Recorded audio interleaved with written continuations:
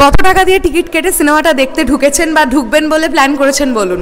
মাল্টিপ্লেক্সে দেখবেন 400 টাকা টিকিট, আমি হাফ টাইম রিভিউ করব।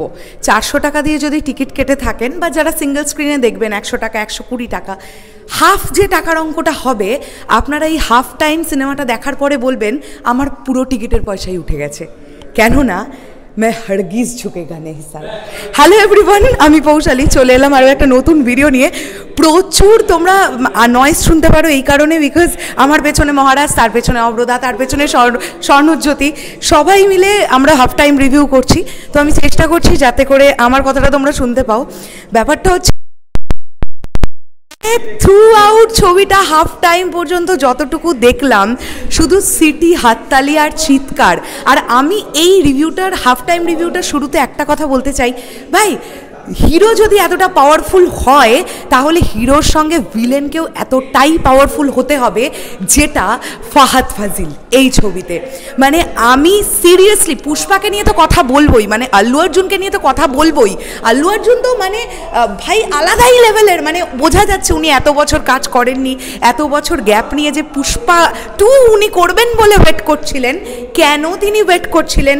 চরিত্রটার মধ্যে যেভাবে ঢুকেছেন, চরিত্রটা ইতিমধ্যে দাঁড়িয়ে যেরকম প্রতিপত্তিশীল একটি চরিত্র, যেরকম আধিপত্য বিস্তার করা একটা চরিত্র, যেভাবে সোয়াগ, যেভাবে তার কথাবার্তা বলার ধরন, যেভাবে তার বউয়ের প্রতি তার ভালোবাসা, যেভাবে ছোট ছোট জায়গাগুলো, তার মায়ের প্রতি তার ভালোবাসা, মহিলাদের রেসপেক্ট করা, এই পুরো বিষয়গুলো হাফ টাইমের মধ্যে সুন্দরভাবে পোর্ট্রে করেছে। মানে পুষ্পা সে এখন আরও অনেক বেশি পাওয়ারফুল, মানে সে কোনো রকমের তার জায়গাকে ছাড়বে না।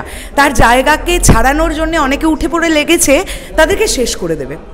এবং আমরা ইন্টারভেল পর্যন্ত যে কটা গান শুনতে পাই, আমি বলে দিই কোন কোন গানগুলো। আমরা পুষ্পার, যেটা পুষ্পাকে ইন্ট্রোডাকশন দেওয়ার যে গানটা ছিল সেটা আছে। আচ্ছা, পিলিংস বলে যে গানটা ছিল সেটা আছে। যেভাবে আমাদের ভালো লাগবে, এবং যেটা ভালো লেগেছে, রশ্মিকা মান্দানাকে আমরা পুষ্পাতে অনেক বেশি প্রায়োরিটি পেতে দেখিনি।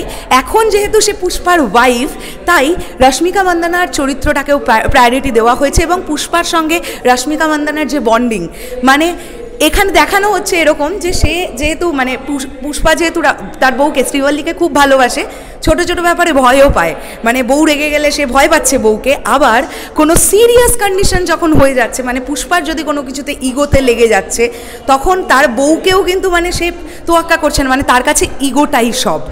এবং যেভাবে পুষ্পার চরিত্রটাকে লেখা হয়েছে, ফার্স্ট এন্ট্রি সিন যদি তোমরা দেখো ভাই, যেভাবে সিনটাকে ক্রিয়েট করা হয়েছে, তোমরা যারা সিওডি খেলো না, আমি মাঝে মধ্যে সিওডি খেলি, ফার্স্ট এন্ট্রি সিনটা যেভাবে দেখানো হয়েছে, তোমরা ওই সিওডি একটা ভাইব পাবে। আমি এর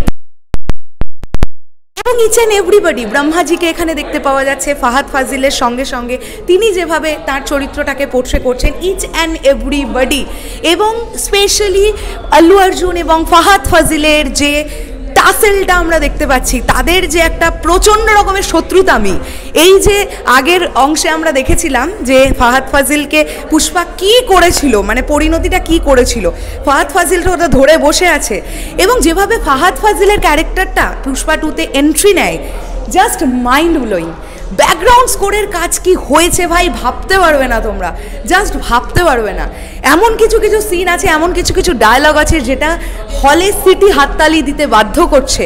মানে সব মিলিয়ে হাফ টাইম পর্যন্ত পয়সা উঠে গেছে ভাই, বেশি পয়সা উঠে গেছে। এবার বাকি হাফটা দেখবো, বাকি হাফটা দেখার পরে ব্যাপারটা বলতে পারবো। কি সুন্দরভাবে লেখা হয়েছে গল্পটা, কি সুন্দর স্ক্রিন প্লে, কি সুন্দর দেখানো, কি ভালো কালার গ্রেডিং, কি ভালো বিজিএম, কি সুন্দরভাবে কত বড় গ্র্যান্ডারে করা ফিল করতে পারবো আমরা প্রত্যেকটা মুহূর্তে।